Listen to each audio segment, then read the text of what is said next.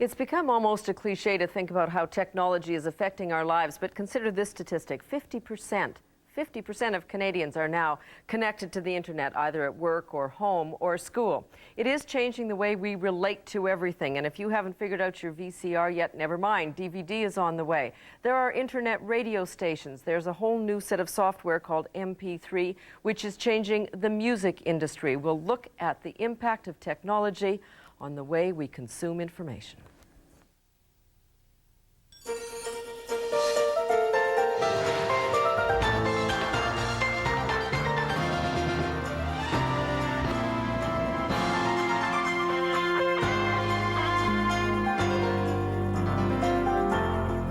An interesting story about a movie being released in the theaters and on the internet at exactly the same time.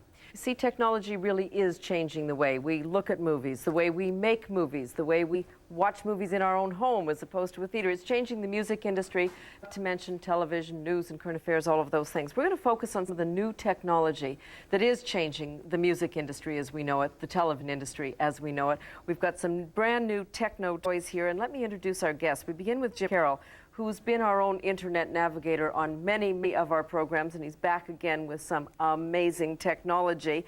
His latest book is the 1999 Canadian Internet Handbook. He does this every year for cyber dummies. Lisa Zbitnew is also with us, the president and CEO of BMG Music Canada, because this is the industry that is being affected so dramatically by the new technology. And we had a surprise guest, well, at least a surprise for me, and now it's a surprise for you. Julian Austin, who's been with us before, and of course BMG is his company, and he just came along to, well, talk a little bit about music and make my day. Thanks for being here. Thanks, Will. Pleasure to have. Now, Jim, tell us give us a big picture here in terms of what we're looking at.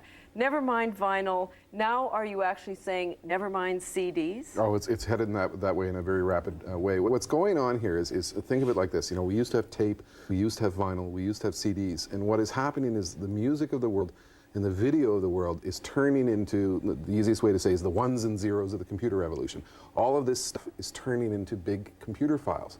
And once it turns into a computer file, then you can do any number of things with it. You can exchange it, you can email it to people, you can put it up on the internet, make it available to anyone, you can create your own compact discs. I mean, it's basically shareable around the world in really unknown ways. Julian, how do you react to this? I mean, do you think that's a good idea, that somebody should be able to sit at home and take your music down, download it off the internet? I mean, what happens to your record sales, your CD sales? Well, I think too, with what Earl's saying, is that you wouldn't put your whole album, is it Earl or Jim? Jim. No, that's okay. We just watched actually listening to Steve. Very quickly. We were listening to Steve Earl a minute ago. Yeah, that's where it came in. Yeah. Well, you would never want to put your whole CD up on the internet anyways, because then people would be downloading your whole CD. Right. So you put segments or fractions of your... you tease them. You tease them, and if they liked it, you know, they go, hey, let's go buy it. So I think it's a great idea. And plus the visual concept, it would be more improved as well on the internet. Videos come out as well. Yeah. Lisa, you're kind of almost a unique voice in the music industry, because you are basically saying this is the future, let's embrace it,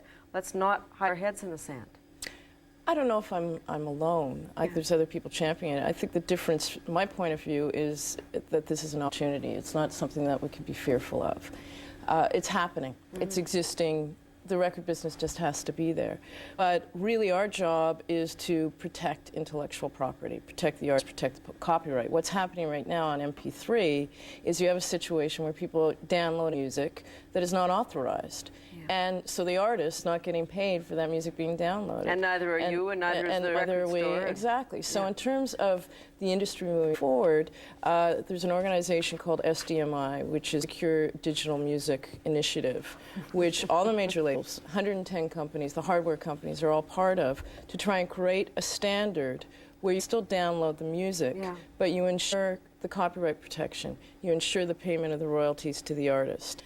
You ensure that we can move forward. Okay, that's the question. I'm not sure how we're going to do that, but I do want to pursue that. First, I want to see what Lisa just made reference to, MP3, what this means. It's software? Yeah, here's what's going on. I've got my computer here, I've got all this technological stuff, and I've got a Sarah McLachlan CD in the top drawer of my computer.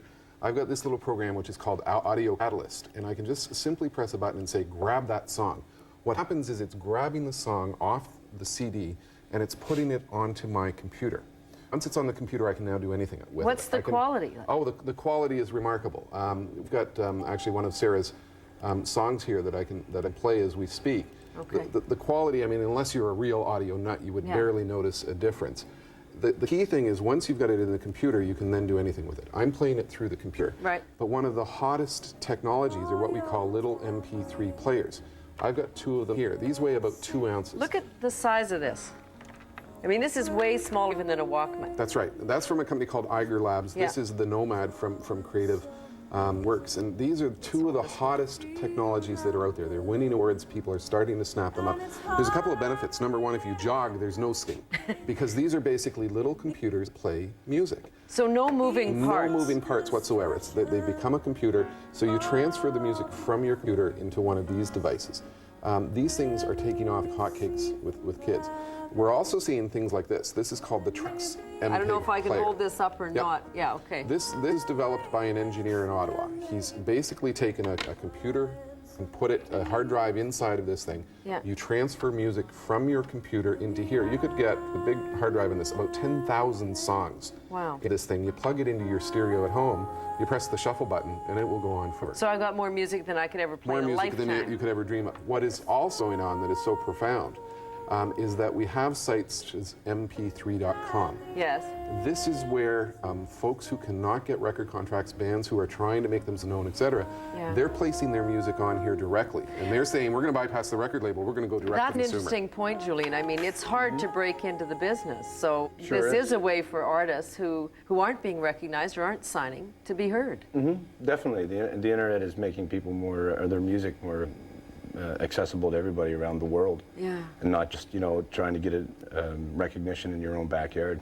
So, it's really doing big things. So how do you make any money on this? How do you protect the artist? How do you protect your bottom line? Big question, and obviously that's where the industry at large right now is targeting all their efforts.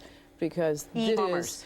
it's e-commerce, and it's the new reality. So there is right now moves towards testing of various software to ensure that all this can happen, but everybody who needs to get paid gets paid. But just sitting here with all this stuff here, I mean, he can have 10,000 songs. Absolutely, but you know what? Most of those songs have not been licensed. I Most of those understand, but I mean, songs- how do you play catch up at this Here's point? the challenge. What we've got here is technology has greatly outstripped the ability of our intellectual property laws and Exactly. such to deal with it. And I think what's going on is, what is particularly challenging is young people are growing up with this technology. And I see very much an attitude shift of the younger generation towards the concept of intellectual property. There are sites on the internet, pirate sites, where you can go and download, totally illegally, hundreds of songs by established And they're artists. being And yes, the artists are being ripped off because instead of going out and buy your CD, they're downloading But it are off they the being net. used or boycotted? Are they, say again? Are they being used or boycotted, these sites? The sites that was going on, we've got kind of the crazy situation where the record industry is going around trying to send lawyers at these kids, and it's almost become a game. Yeah. The kids will move their song one computer to another another, computer, just so like you that. can't You can find barely it. Korea keep track of sends where it is. 15 to 20 cease and desist letters a week in Canada. And most of these sites, most kids will understand that they have Yeah. to pull the site down. Yeah. Does it become created? Can do. We had a situation last week where there was a young girl in Ottawa who had the whole Backstreet Boys record on her site. Record's not out till the 18th. We don't even know how she got it. So The kids know the technology and they're dealing with it. and they're far exactly. ahead Better than the of- record company executives, except for Lisa. thank you. I just thought I'd throw that in. So, Julian, you've got a new album coming out, or a new CD in September, or sometime in the fall. So, do you think I could get a special copy of it in advance on my computer? Can I just look your eyes? We've just got a little thing going here, okay, the two of us. So, the album. all right, good. I'll just see you in a few minutes then, okay? We're just going to finish this program. That'll be. Thanks for being with us. Thank you. Yeah, all the best. Stay with us. We'll be back. Look at some new techno toys and the future of movies and music and the internet.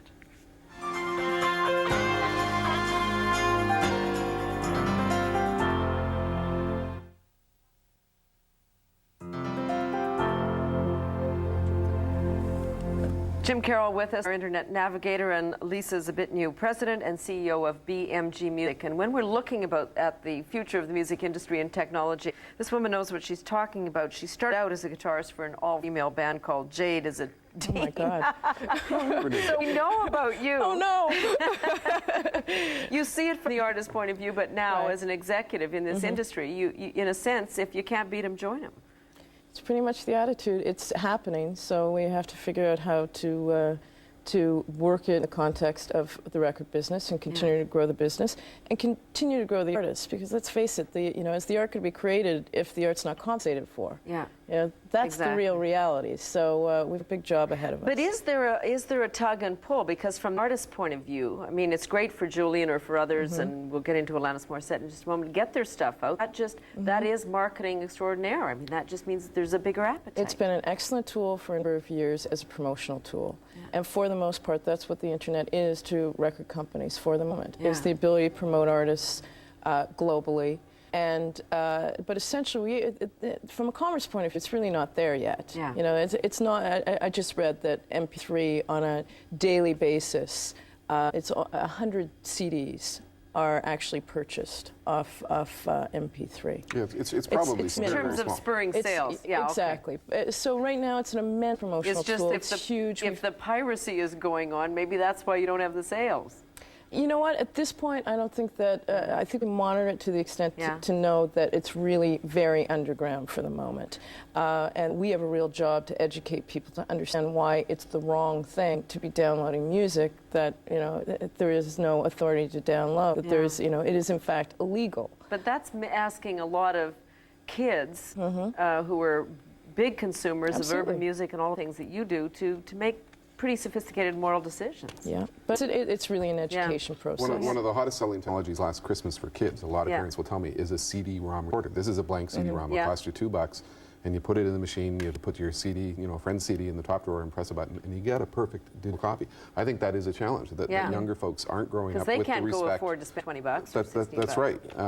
They are growing up with a different concept, and I had a cassette recorder. We could make copies with that, but there was always a quality issue. It wasn't as good. It sounded like 8-track or whatever. Yeah. This is a perfect digital copy, and that is why it is so particularly challenging. You know what, though? An example: 1975 with home video.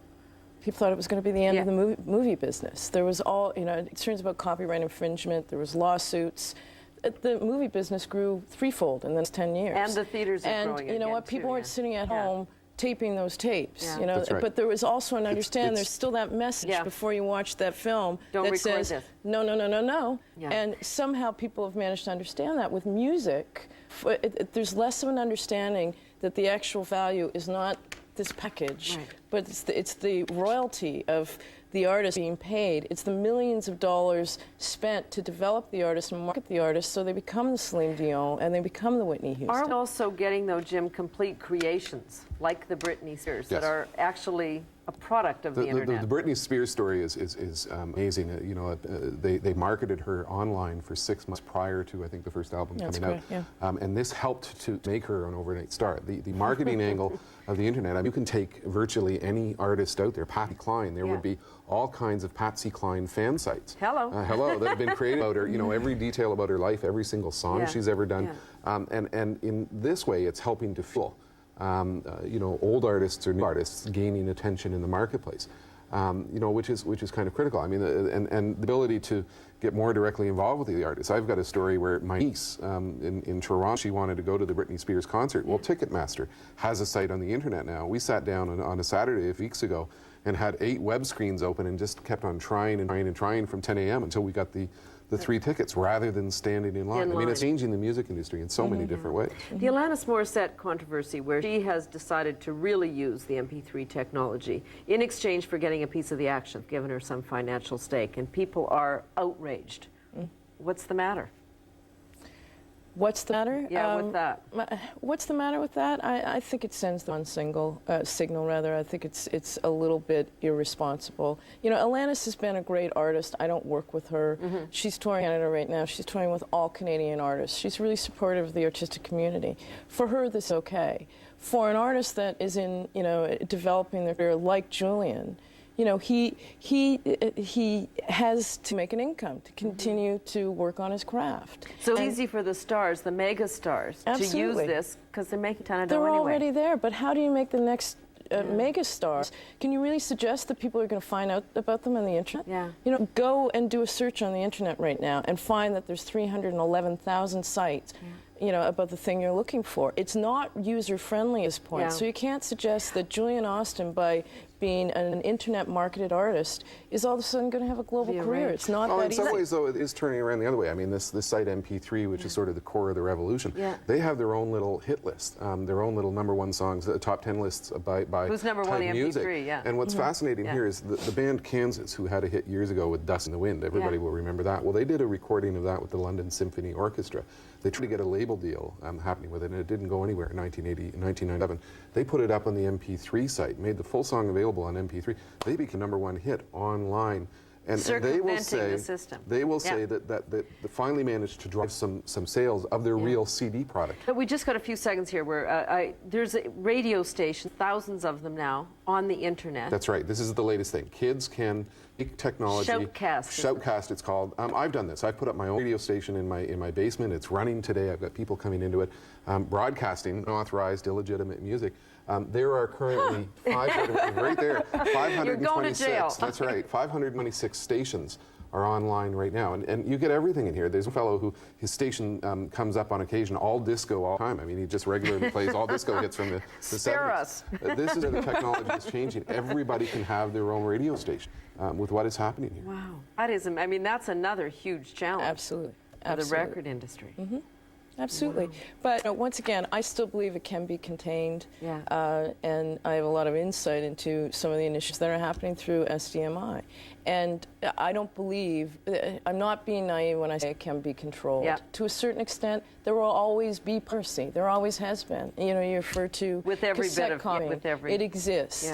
But I still believe that, you know, in order for people to want to hear the music, it has to go through an artist development, you know, period situation to get there, because you're not going to want to download Joe Schmo's CD if you've never heard of it. And I think it's going to happen differently. I'm really torn as to how this is going to whether turn it's out. good or bad. Lisa Zbitnew, President and CEO of BMG Music, thanks for being with us. Good luck. Jim staying with us. When we come back, we'll meet a recording artist and an internet TV movie maker. They're also using all of this technology.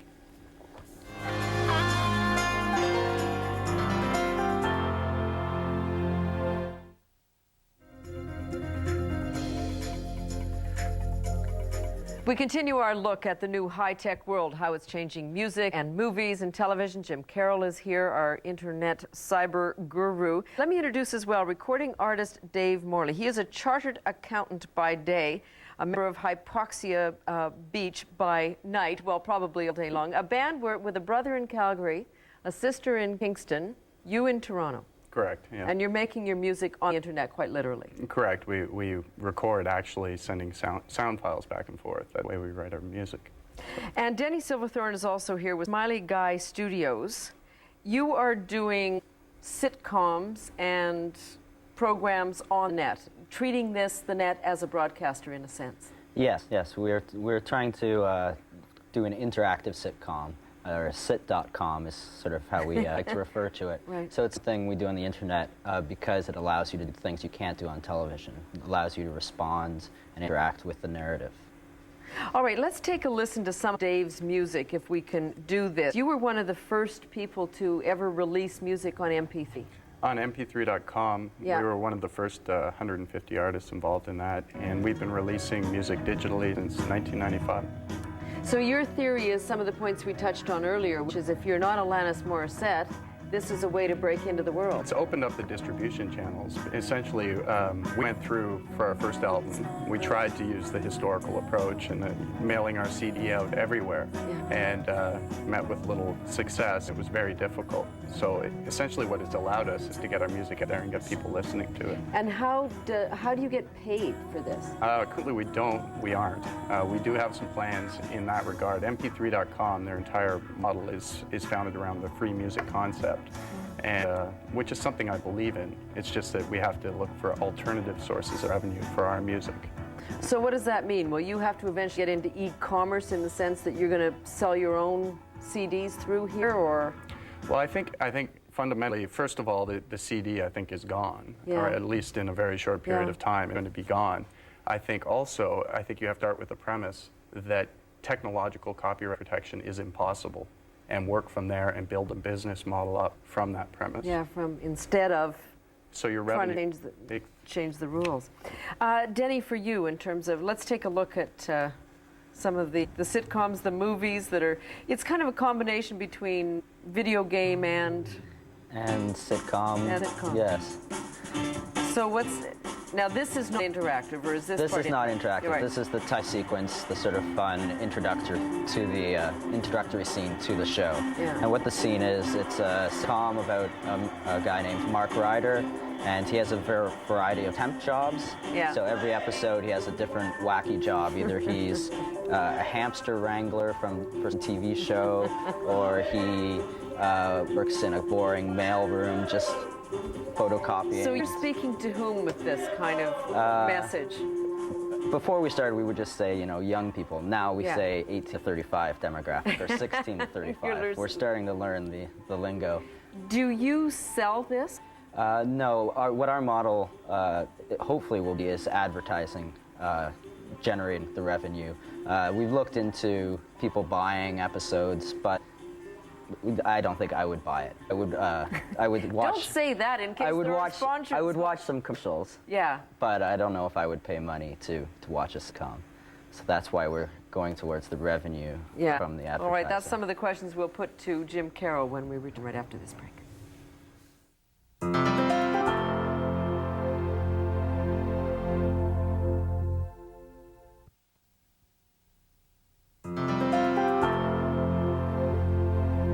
New technology, digital piracy, how do you make money as an artist on the internet? Because that's where all of the, well, a lot of the music and movie and television production is headed right now. Jim Carroll is here, Dave Mley, Denny Silverthorne.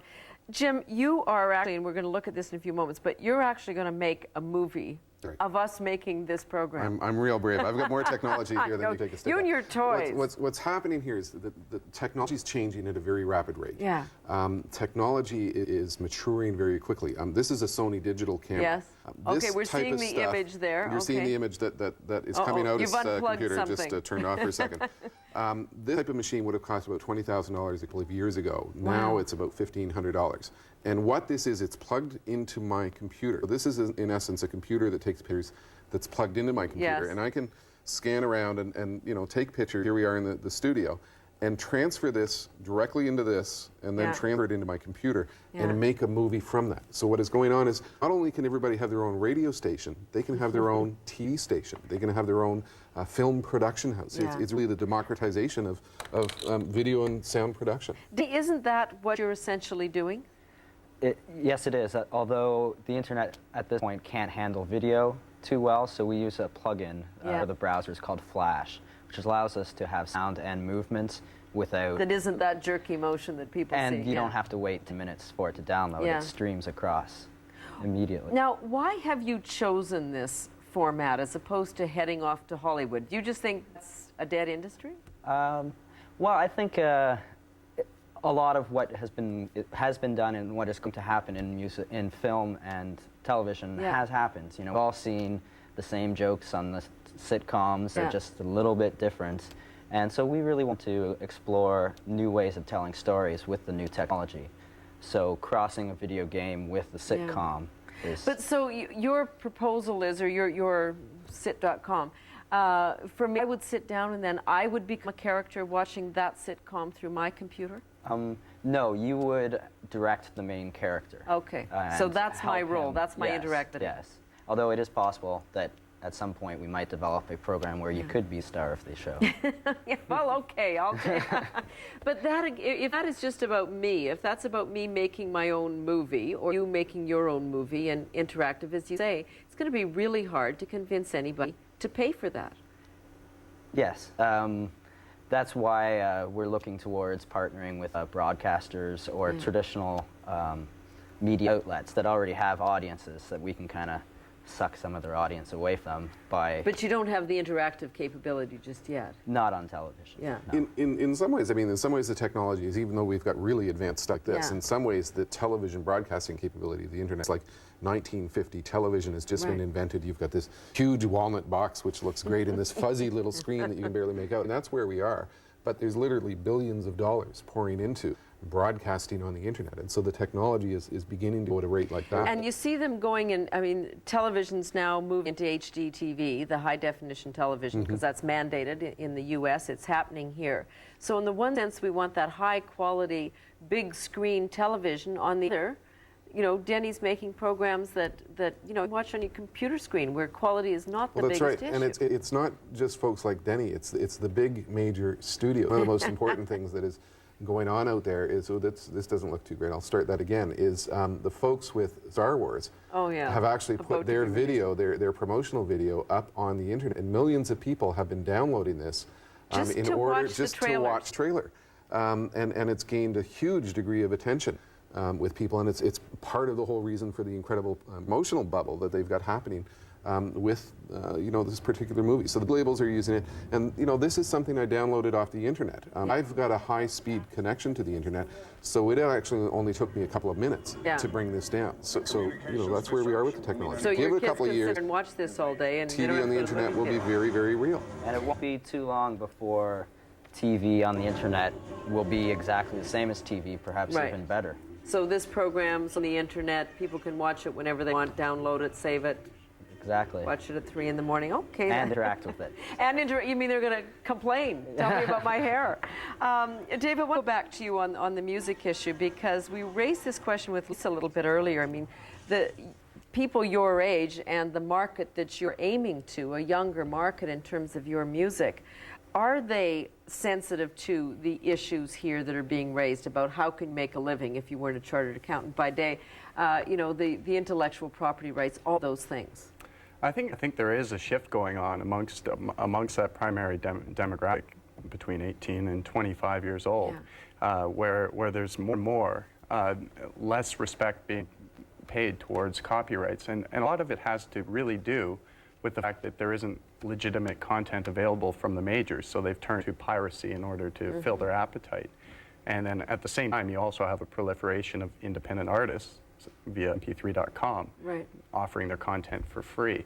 So essentially, there's an entire fragmentation of their audience base. So ultimately, I just see the music industry being very terrified of this technology and really not knowing how to deal or ultimately figure out how to make it work for them beyond promotion. But they may be terrified, but it's not a terrific future for you if you're never going to get a royalty for this. I agree, but what you've got to recognize is that I think fundamentally we have to go back and reinvent how and where we are making money from our music. In other words, whether it's partnering with other media organizations such as Denny. You're going to write the theme song. This kind. It could be something like that.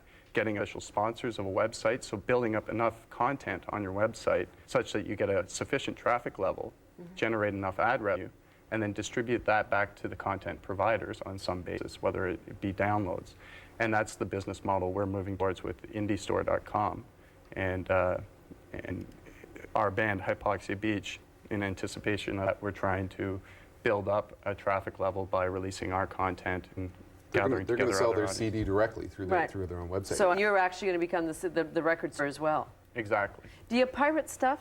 Do I? Yeah. No, actually I don't. The only piracy I do is copying my CD into MP3. In something else. And playing it off his computer. Which isn't really piracy. There's a generation, it's almost like there's a generational battle going on here. Yeah. You know, the old way of thinking versus this new way of thinking. And we're seeing very extreme cases. You know, this little CD-ROM, well, there's a proposed levy that the music industry has managed, the government put in place.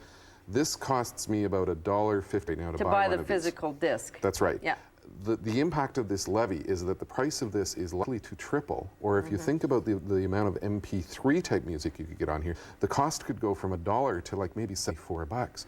That's upsetting to a lot of people because I buy these, I use them for other purposes. I make my own video available to companies looking at booking me, and I could see the cost of something I use in my business go from $1 to $74. You know, we're seeing a lot of silliness in the way that. And the other thing about it is my work could just as easily pirated as music. Exactly. Why is it only the musicians that are being compensated? Yes, because this is intellectual property for you too. You've raised some really interesting, quick point, yep. Yeah, our initial business model was to actually burn CDs and ship them out. And because of this levy, we're going to be moving to fully digital format. So they're actually forcing the issue. They're forcing the issue. And the other thing is, we were actually approached by somebody in the States. We posted a few articles on this on the internet. And somebody in the States said that they take over manufacturing CDs for us. So essentially, it's pushing the technology. Jobs out of Canada. Absolutely. That's one of the impacts. Dave Mley, recording artist, Denny Silverthorne, internet, TV, and movie maker. Thank you both for being with us. Jim stays around. We're going to make some movies when we come back.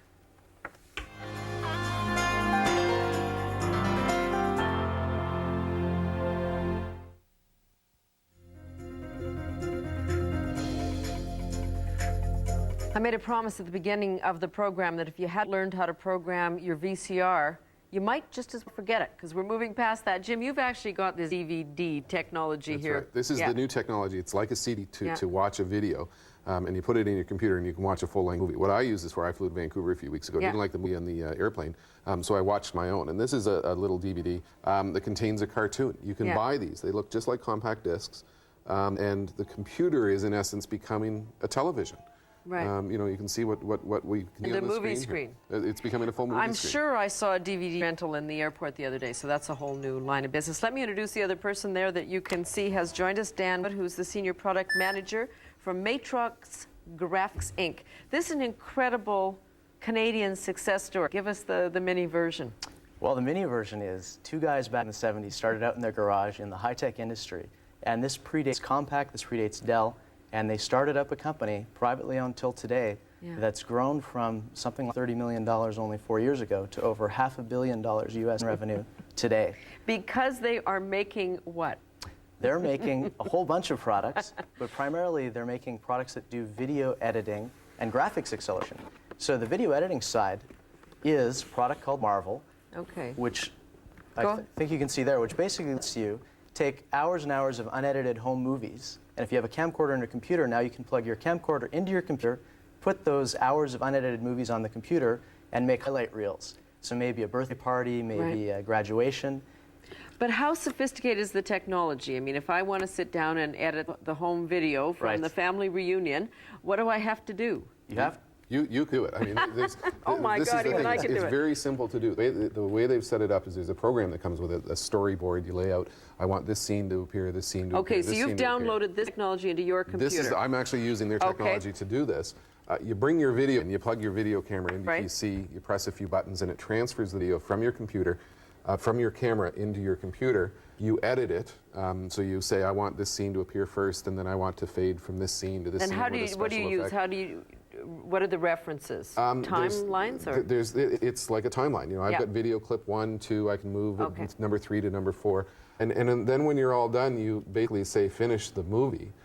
So what I've done here is I've taken a few of the little clips from what we've been doing around the studio today. And some of never mind Star Wars, okay? Just never mind Star Wars. This is the making of Pamela Wallin. This is the biggest And then what I'll do is I'll have a full-length, 3 or 4 minute version of this that I'll put up on the internet site. So this is what we've put together with this technology, just a quick 10-second little clip. Okay, I'm ready. Oh, wait, theme music. Theme music as well. You've probably pirated that off the net, haven't you? I bought a CD to get this song.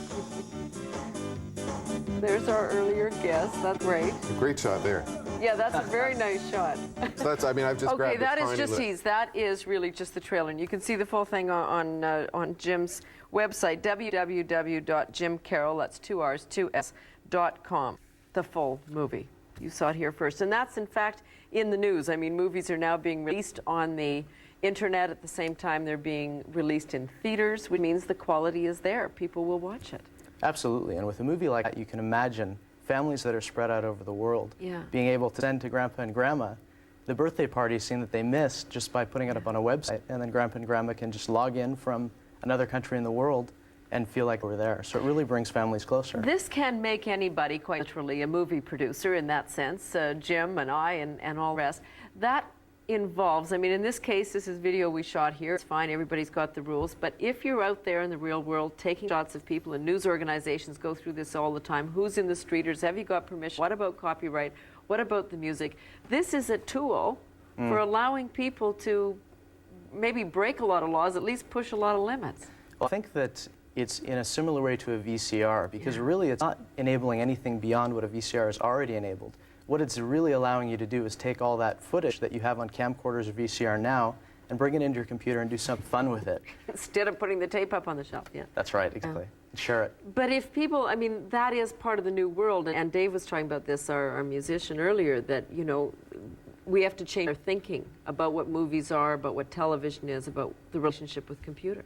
This is very true. I think it's going to be a big enabling experience, actually. If we think about the positive side of it, you can imagine children putting together projects for school where they take the camcorder, they put together some video clips, and they have the creative experience of presenting that to their classroom.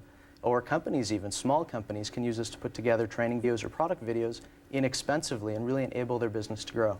This little bit of technology that Jim used here, what's it cost? This technology is in $300 to $400 price point range, which is less than the camcorder.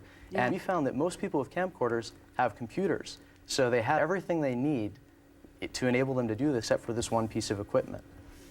It is, I mean, it's really changing the nature of how we relate to this kind of information and entertainment. We're all becoming broadcasters. We're all becoming radio broadcasters, television broadcasters. There's a lot of real business potential here. I mean, I'm in the business of doing speeches, and I've used this technology to create clips of what I do and send those to potential clients. I mean, for so they small know what business, they're getting. So they know what they're getting. The potential for small business to use things like this. And it's not only that. I mean, this television is coming to the PC in other ways. You can use this thing to watch television through your computer screen. I don't have it working here right now. But you know, I can sit at my desk, and if something's going on, I can flip on CNN, and it comes right up on the World War screen. Breaks out, and you watch it while you're carrying on. I guess the other question that it raised in my mind, Dan, is that if we are all making our own music and all making our own movies and interact with a sitcom in which we get to direct the action, we're losing our common language. I mean, it's a wonderful experience, as you say, on the one hand, but how do we talk to each other if we're each doing our own thing? I think it's a new way of communicating, because now instead of just writing you a letter or talking to you on the phone, I can send you something that I spent time on in creativity. As for instance, my wife and I tried this product out for ourselves, and we took video footage from a bris ceremony of our 7-day-old nephew, put it together on our computer, and gave it out to everybody who attended. And for me, the feeling of watching people, I'm not Steven Spielberg, but watching people watch the tape that my wife and I made was amazing. The mother-in-law actually cried at the end of the screening. So there's an archival capability here as well. I mean, I've got probably about an hour worth of family movies from 1950s, 1960s that my parents took. And I mean, that film is going to degrade and break down one day. So I'm going to take that, I'm going to transfer it into my computer, I'm going to stick it on one of these or several of these and save that for my children, for their children, for their children. So we can pass it on down through the generations. And they just have to keep transferring it onto the different to whatever technology is going to come up in the future. Who knows what it's going to be. But if we can get it into computer format, then it's virtually indestructible. Whereas if it's on film, that stuff breaks down over time. Okay, the educational value is enormous, but when you can do all this, when you can make movies, why read a book?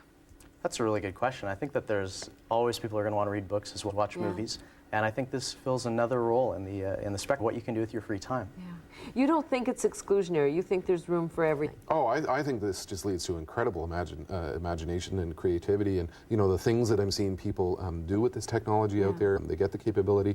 We're seeing a lot of magical developments happening, particularly with the young generation. I mean, the young generation is really into stuff. They're growing up with this technology, and they're grabbing onto it and doing some wonderfully creative things. This is just the kind of record sales, the $500 million sales that you're talking about. I mean, that comes from consumers, ordinary consumers, just buying this.